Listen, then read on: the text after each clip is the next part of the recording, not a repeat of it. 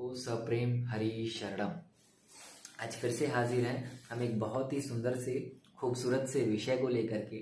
आज हम पूज्य श्री राधा बाबा जी महाराज गोरखपुर वाले, गीता वाटिका वाले, गीता प्रेस वाले राधा बाबा जी महाराज की एक छोटी सी पुस्तक जिसका नाम है आस्तिकता की आधारशिलाएं, उसमें एक बहुत ही सुंदर सा विषय है, उसको पढ़ने वाले हैं। बहुत सुंदर भाव मिला है, उसको और गहराई से समझने की कोशिश करेंगे।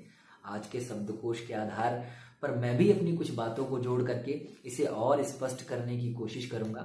हालांकि इनकी बातें इतनी ज़्यादा स्पष्ट हैं, इतनी ज़्यादा क्लियर हैं कि इसमें कुछ जोड़ करके इसे मैं और उलझा ही दूंगा, बट हम इसे समझने का प्रयास करेंगे। बहुत सुंदर सा विषय है। विषय का नाम है भगवान को जीवन में मुख्य वस्तुएं बनाइए। अभी हमारे जीवन की जो प्रायोरिटीज हैं, जो मुख्य काम है, वो अन्य वस्तुएं हैं। परिवार है, समाज है, हमारी नौकरी है, हमारे माता पिता, बहू बेटी, लड़का लड़की, यही सारी चीजें हमारे जीवन की टॉप प्रायोरिटीज हैं। हमने इन चीजों को अपने जीवन में प्राथमिकता दे रखी है। श्री कृष्ण सबसे निचले तल पे आते हैं हमारे जीवन में। मंदिर सबसे अंत में जाते हैं, जब मन शांत होता है, धन आ रहा होता है, हम सुखी होते हैं, कोई रोग नहीं होता है, तब मंदिर जाना पसंद करते हैं। लेकिन बाबा का कहना है, पूज्य बाबा का कहना है कि कृष्ण को, श्री कृष्ण को, राधा रानी को अपने जीवन की सबसे प्रथम प्रायोरिटी बनाइए।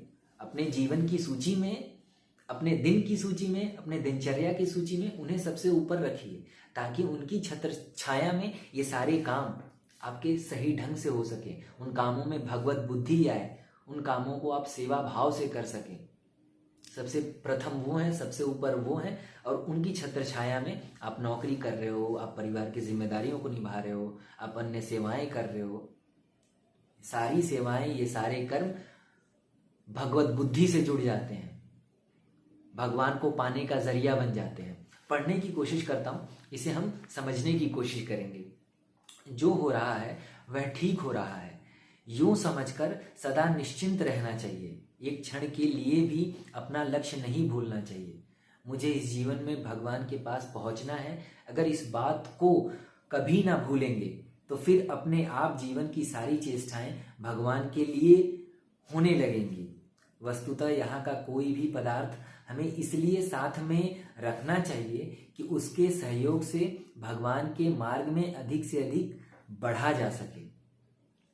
जो बातें हमने स्टार्टिंग में की, ये सारे कर्म, नौकरी करना, धन कमाना, परिवार पालना, मकान बनाना, गाड़ी खरीदना, अच्छा भोजन खाना, अच्छे कपड़े पहनना, ये सारे काम इसलिए हो रहे हैं ताकि मैं और गहराई से भजन कर पाऊंगा, मैं और प्रिया प्रियतम की लीलाओं का चिंतन कर पाऊंगा, मुझे कोई भटकाने वाला नहीं होगा, भोजन की चिंता नहीं होगी, वस्त्र की चिंता नहीं होगी, छत्र की चिंता नहीं होगी, और मैं अपने भजन को और गहराई से कर पाऊंगा। अगर इन सारी चीज़ों के लिए, अगर इस भाव से अगर धन कमाना है, इस भाव से परिवार को पालना है, इस भाव से कोई साधन खरीद रहे हो कि मंदिर जाने में और सरलता होगी, बहुत ही जल्दी मंदिर पहुंच जाऊंगा, कृष्ण का दर्शन आसानी से हो पाएगा, और अधिक समय मंदिर में दे पाऊंगा, यदि इस भाव से सुख सुविधाओं को इकट्ठे करने का विचार है, तो ये सारे विचार, ये सारी बुद्धि भगवत बुद्धि में परिवर्तित हो जाती है। ये सारे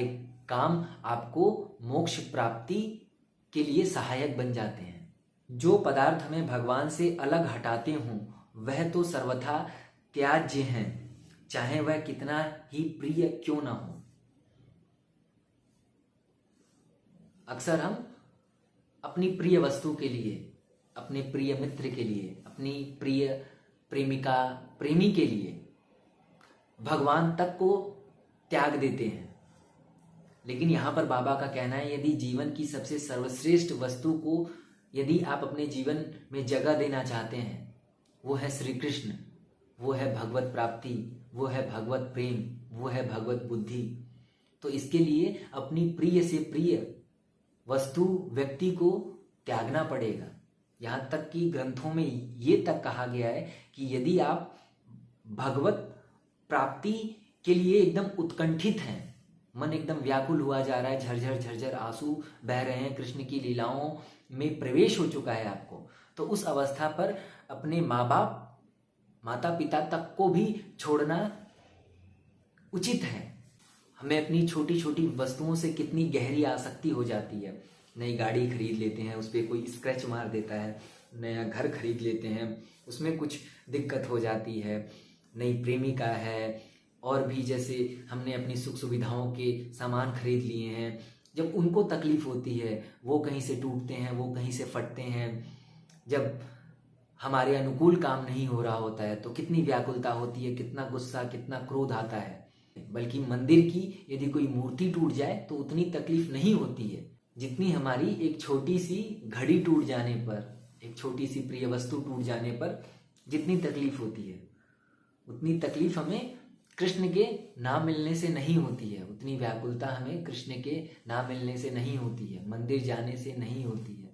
यह कोई पढ़ सुन लेने की बात नहीं है। भगवान के इच्छुक भक्तों को सचमुच इसका क्रियात्मक प्रयोग करना पड़ता है।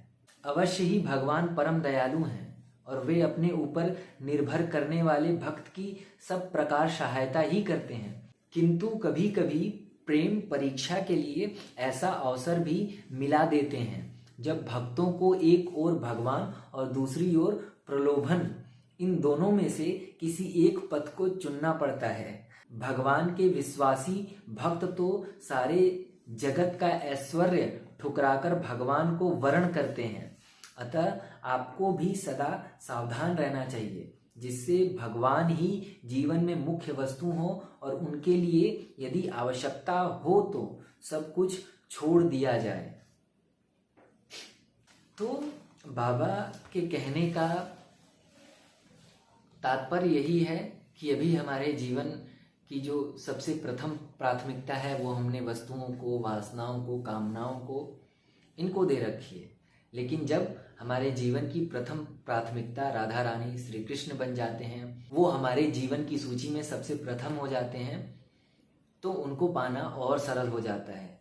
फिर धन इकट्ठा होता है, घर बनाते हैं, परिवार देखते हैं, समाज के कार्य करते हैं, उन सारे कार्यों में भगवत बुद्धि जुड़ जाती है।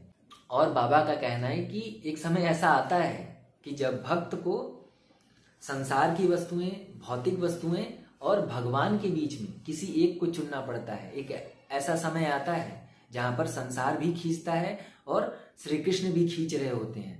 वहाँ पर जो एक कदम बढ़ा करके श्री कृष्ण की ओर अपना मुख कर लेता है, वो भक्त बन जाता है, भगवान को पा लेता है और फिर परम सौंदर्यता, परम भोग को उपलब्ध होता है। वो कृष्ण को भोग पाता है, कृष्ण के प्रेम को भोग पाता है। और दूसरी तरफ होता है संसार, जरा सा फिसले नहीं कि संसार खींच लेता है। फिर संसार की पीड़ाएं, संसार की तकलीफें, संसार की वासनाएं, संसार का वो झूठा प्रेम, वो हाथ लगता है। इसका निर्णय खुद करना पड़ता है, इसका निर्णय भक्त को ही करना पड़ता है कि उसको भगवान चाहिए या भोग चाहिए। तो आशा करता हूँ कि आपको ये छोटी सी वीडियो काफ़ी पसंद आई होगी।